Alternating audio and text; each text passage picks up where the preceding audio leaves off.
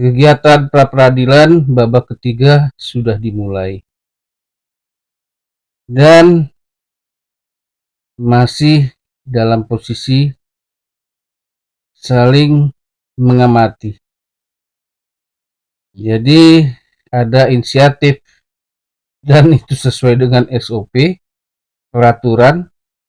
Pengadilan akan masuk ke babak pembukaan saksi. Jadi saksi yang akan ditampilkan apakah saksinya dari pihak Pak Rohman ataupun dari saksi penyidik Polda Jabar. Nah, kita lihat nanti.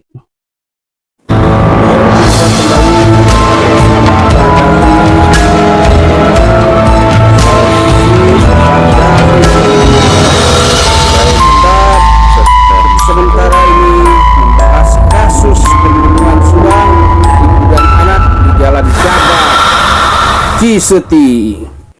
Assalamualaikum warahmatullahi wabarakatuh. Berjumpa kembali bersama Abah Dafi di channel kita bersama Solusi Abah Dafi Pengamat. Channel yang membahas dengan kenetralan tanpa memihak kiri dan kanan. Apakah itu pihak terdakwa atau tersangka, ataukah saksi, ataukah itu pun dari penyidik. Kita membahas dari jalur SOP, Perkap, dan undang-undang. Jadi kita akan membahasnya saat di pengadilan ketiga ini pun dengan real SOP, Perkap, undang-undang. Di peradilan ketiga ini terlihat seperti yang Abah Davi telah bahasakan kemarin. Ibaratnya ini PH Rohman adalah pembukaan Sisilia, gambit Sisilianya, di mana yang langkah-langkah dilakukan oleh penyidik Polda Jabar adalah masih bermain aman sambil mengamati, di mana istilahnya dengan pembukaan tersebut penyidik Polda Jabar mengamati jalur pergerakan tengah daripada PH Rohman itu dengan mengambil langkah bidak atau poin antara paling ujung kiri atau kanan atau membuka di depan poinnya kuda, bidak kuda. Seperti itu yang terlihat sambil membaca situasi. Seru karena kenapa? Dan memang juga sesuai dengan SOP-nya, di mana pengadilan mempersilahkan apakah replik dan duplik ini mau disampaikan secara lisan atau dalam bentuk berkas. Artinya saling terlihat kedua-duanya ini saling mengamati, sama-sama tidak tahu apa langkah, apa data, apa berkas bukti dari masing-masing pihak. Daripada Abah ibaratkan A saja ya, A adalah Pak Rohman, pihak B adalah penyidik, jadi saling menunggu siapa yang mau membuka dulu. Jadi persidangan ketiga ini pun boleh dikatakan persidangan saling menunggu. Tapi pengadilan sesuai dengan peraturan akan membuat persidangan ini akan dihadiri oleh saksi. Seru. Akhirnya akan terlihat juga di mana langkah pra peradilan ini, apa yang dilakukan di pra peradilan ini, kita akan lihat. Ini akan membaca situasi daripada peradilan, ada pengadilan sesungguhnya yang bobotnya ini bisa mencapai sekitar 15-25%. Jadi cukup membuat peradilan ini seharusnya menjadi perhatian publik juga. Tapi memang apa mau dikata, sepertinya kurang viral kasus Subang ini.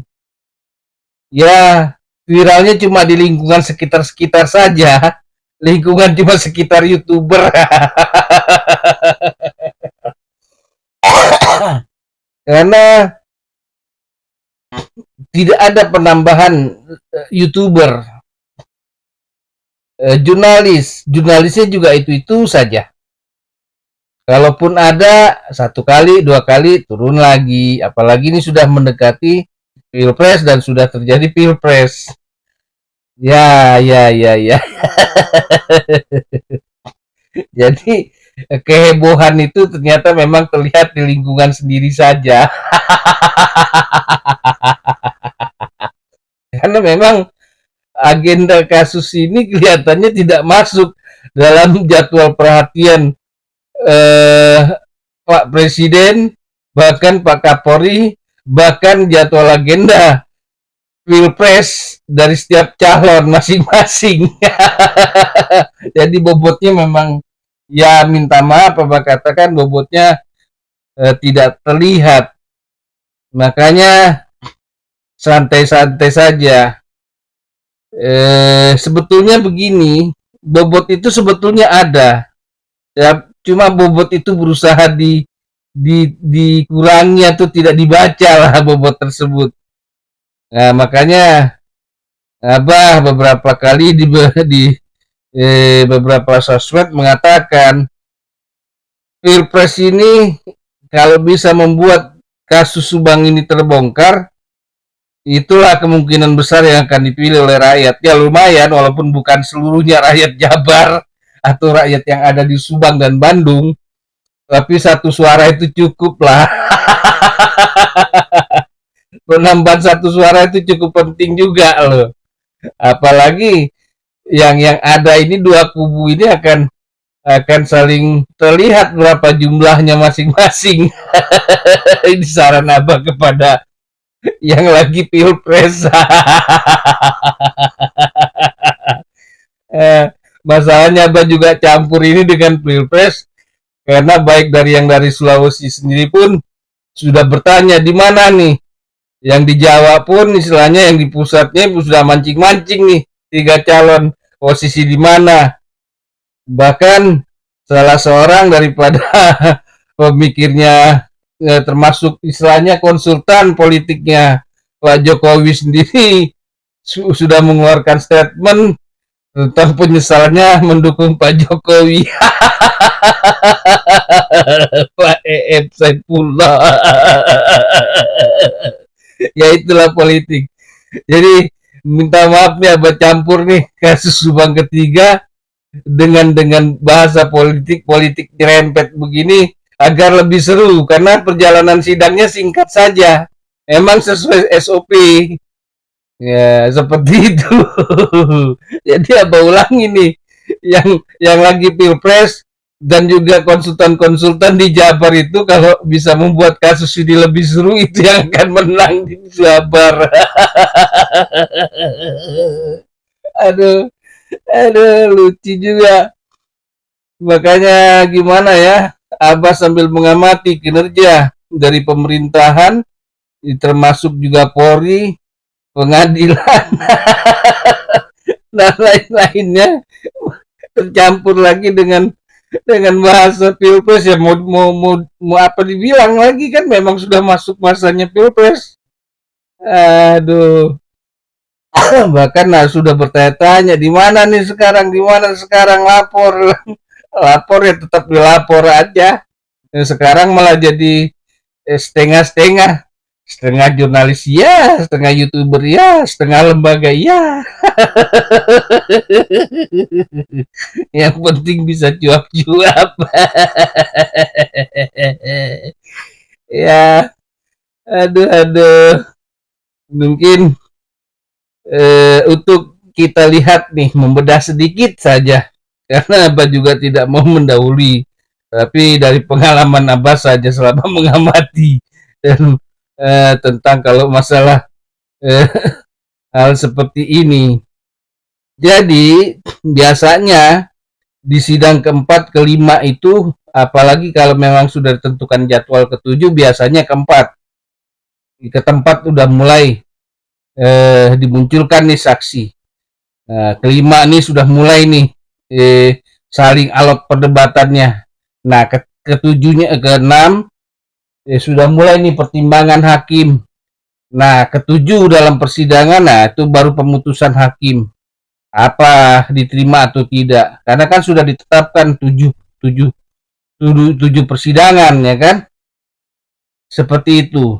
Untuk mencepat hasilnya merapel. Jadi, memang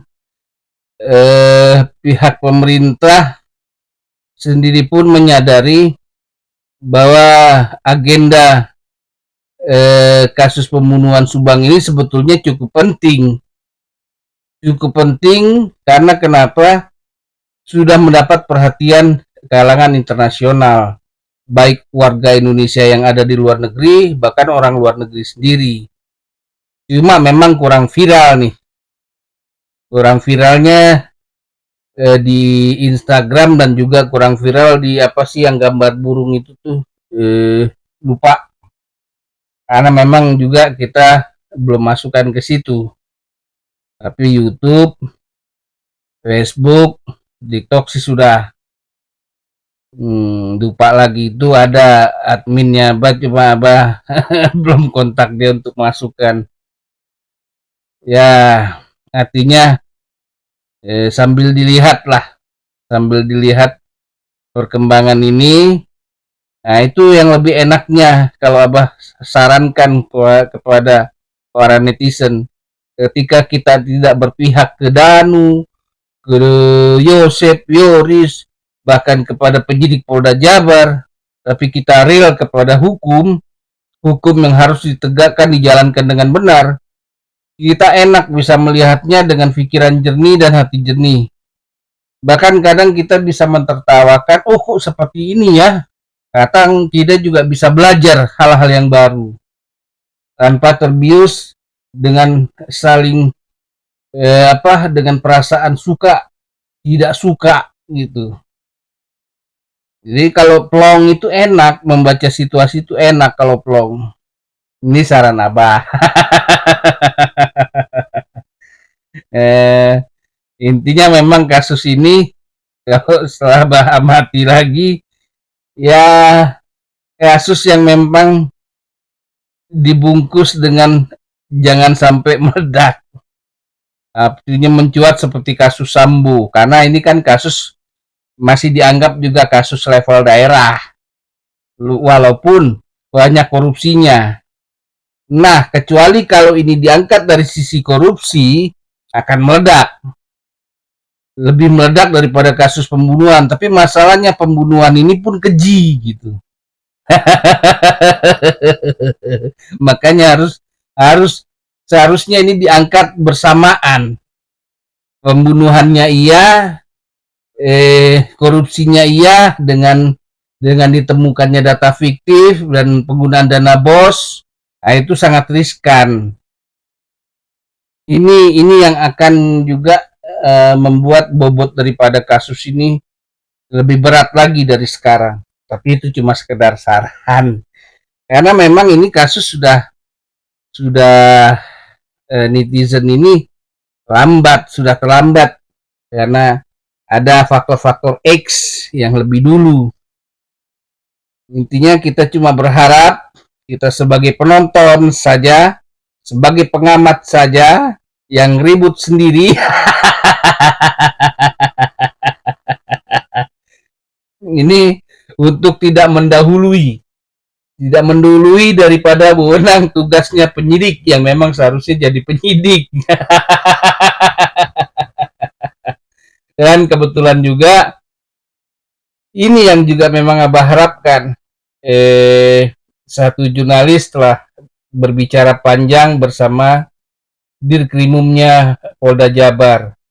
Seperti ini kan informasi yang boleh dikata ya Abah setuju juga, walaupun menghilangkan kinerja humas.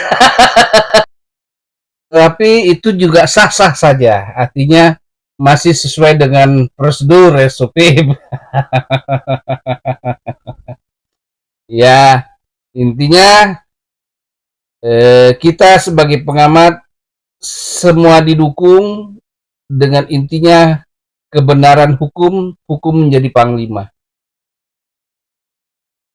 Ini pesan Abah, karena channel Abah ini juga adalah diharapkan menjadi channel yang bisa mengedukasi secara berpikir.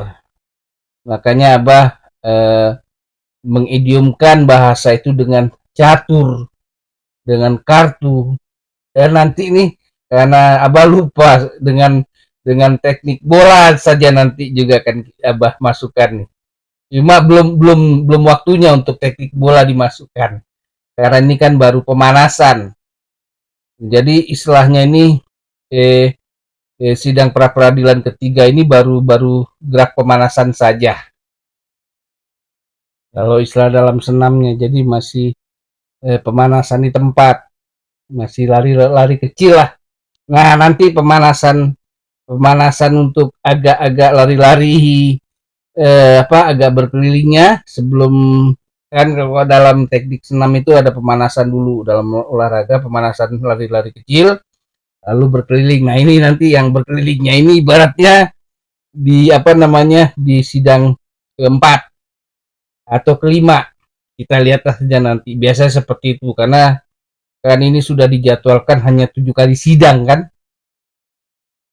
Mungkin itu saja yang Abah bahasakan tentang pra peradilan kasus Subang 2023 ini antara PH Hukum Pak Rohman Hidayat dengan penyidik Polda Jabar yang menangani kasus pembunuhan keji di Jalan Cagak, Kampung Ciseti, Subang.